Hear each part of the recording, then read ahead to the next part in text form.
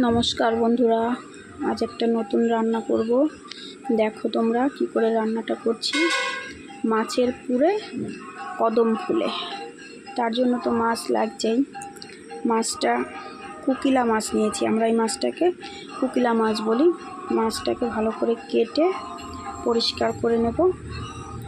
মাছগুলোকে একটু সেদ্ধ করে নিতে হবে। কড়াইতে আমি জল দিয়ে দেব। জল দিয়ে একে একে মাছগুলো সব দিয়ে দেব।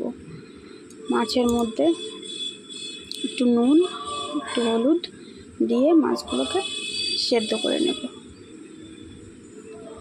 তোমরা দেখো কি করে রান্নাটা করছি।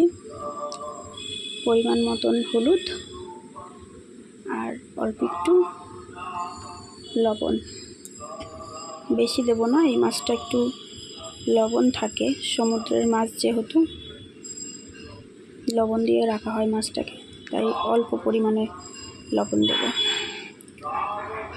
এবার আমি একটু নেড়ে দিয়ে সেদ্ধ করে নিয়েছি। মাছটা সেদ্ধ হয়ে গেছে। মাছটাকে কাটা ছাড়িয়ে নিতে হবে ভালো করে। ম্যাশার দিয়ে চেপে চেপে আমি ভেঙে দিচ্ছি মাছগুলো। মাছগুলো ঠান্ডা হয়ে গেলে কাটা ছাড়িয়ে নেব মাছগুলো। কড়াইতে আমি তেল দিয়ে দিয়েছি। তেল দেওয়ার পর একে একে পেঁয়াজ কুচি, আদা কুচি সব দিয়ে দেবো তেলের মধ্যে।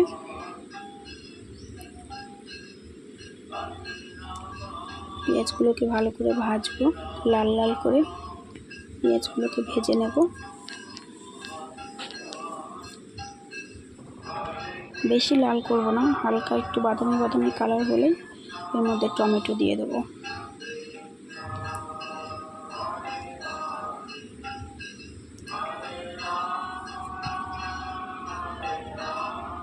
টমেটোগুলো দিয়ে দিচ্ছি আমি। তারপর লঙ্কা কুচি দিয়ে দেবো।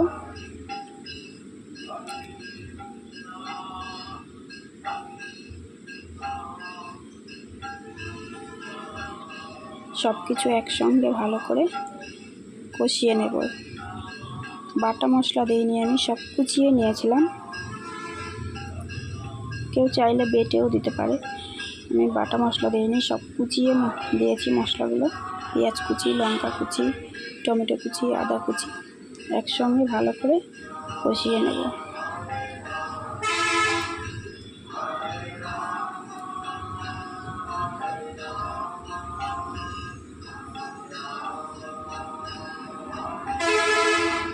পরিমাণ মতন হলুদ গুঁড়ো দিয়ে দেবো। এর মধ্যে আর কোনো মশলা দেবো না আমি। ভালো করে কষিয়ে নিয়ে মাছগুলো দিয়ে দেবো। কাটা ছাড়িয়ে রেখেছিলাম মাছগুলো এর মধ্যে দিয়ে ভালো করে কষাবো। খুব শুকনো হবে না, এটা একটু নরম নরম থাকবে। পুরটা ভালো হবে।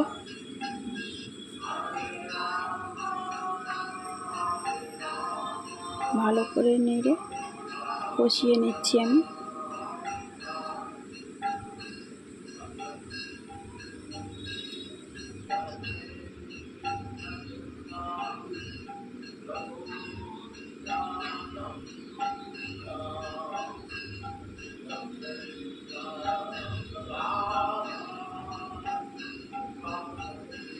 অল্প একটু তেল দিয়ে দেব চারিদিকে ছড়িয়ে।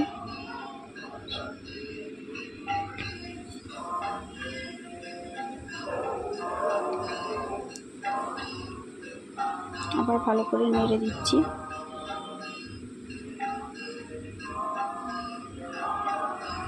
এবার আমি একটু উপর দিয়ে নারকেল কোড়া ছড়িয়ে দেব। নারকেল কোড়া ছড়িয়ে দিয়ে ভালো করে মিশিয়ে নেব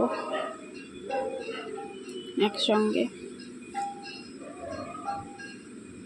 পুরটা আমার রেডি হয়ে গেছে, এক্ষুনি নামিয়ে দেব। নামানোর আগে একটু বিট নুন আর ভাজা মশলা দিয়ে নামিয়ে নেব। ভাজা মশলাটা জিরে, ধনে, তেজপাতা, শুকনো লঙ্কা একসঙ্গে ভাজা মশলা শুকনো খোলায় ভেজে নিয়ে গুঁড়ো করে ভাজা মশলাটা বানিয়েছি আমি। ভাজা মশলাটা দিয়ে একটু নেড়ে নামিয়ে নেব। 2-1 মিনিট রান্না করতে হবে মশলাটা দিয়ে, বেশি না।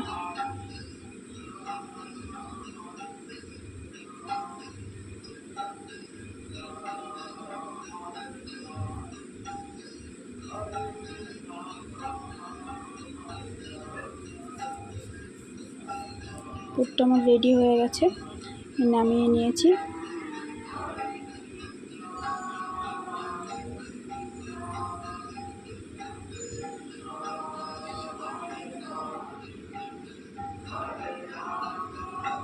কড়াইতে জল দিয়ে দিয়েছি,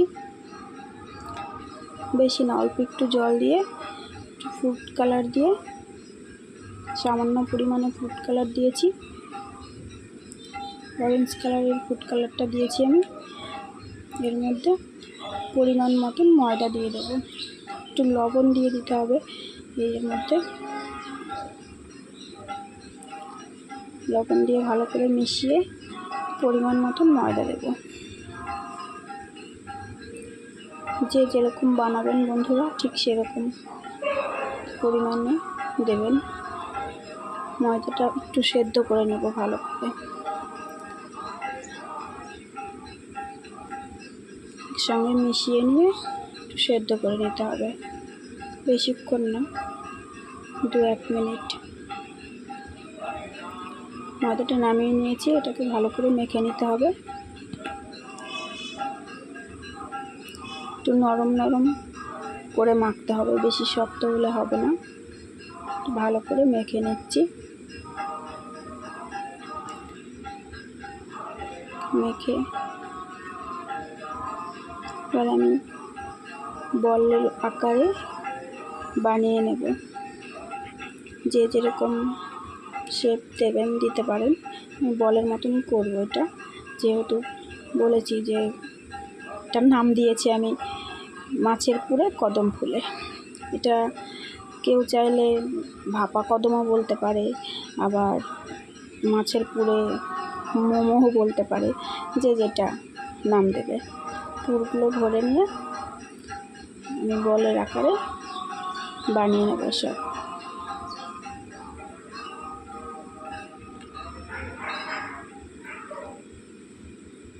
চেপে চেপে বলের মতো করে সবগুলো বল বানিয়ে নেব।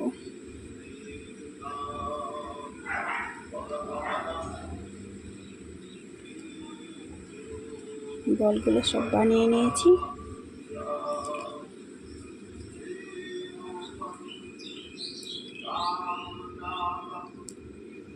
এই বাসমতি চাল আমি 1 ঘন্টা আগে ভিজিয়ে রেখেছিলাম। চালের মধ্যে জল ঝরিয়ে আমি এই বলগুলোকে চেপে চেপে মানে গড়িয়ে নিচ্ছি চালগুলো দিয়ে।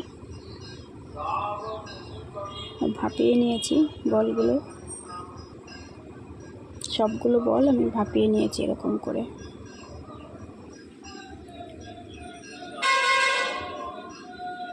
আর একটা চাটনি বানিয়ে নেব, কাঁচা লঙ্কা, টমেটো, ধনেপাতা আর 2-1 কুচি রসুন দিয়ে চাটনিটা আমি বানিয়ে নেব। আর লাগছে টক দই। কড়াইতে তেল দিয়ে একটু রাঁধুনি ফোড়ন দিয়ে আমি ওই ধনেপাতা, কাঁচা লঙ্কা, 2-1 কুচি রসুন সব পেস্ট করে নিয়েছি। ওই পেস্টের মধ্যে একটু রাঁধুনি ফোড়ন দিয়ে, ওই সামান্য পরিমাণে একটু রাঁধুনি ফোড়ন দিয়ে দেবো।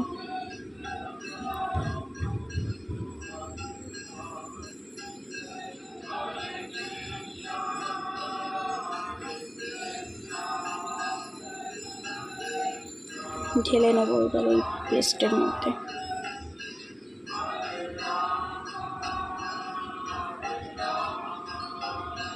দু চামচ মতো টক দই দেবো আমি এর মধ্যে।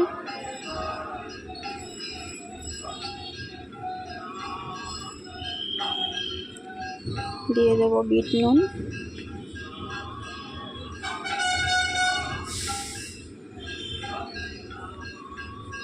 ভালো করে মিশিয়ে নেব।